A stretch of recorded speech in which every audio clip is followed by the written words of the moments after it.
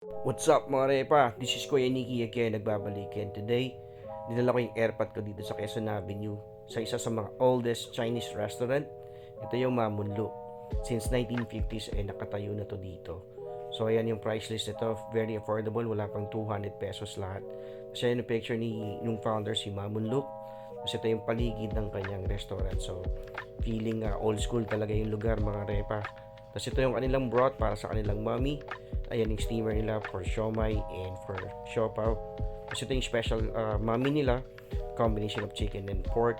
Tapos ito yung special siopaw nila na talagang masarap. So ayan, ang tatay ko tuwan-tuwa. Dinate ko muna yung airpot ko dito at talagang napareminis, feeling nostalgic sa dito. Sinubukan natin yung asado sauce dito sa mami, ay talagang masarap. Solve ka na dito sa halagang 500 pesos, busog na kami dito ng airpot ko. Ayun yung siopaw nila, meron pang itlog na maalat. So paano mga repa, sibat muna kami.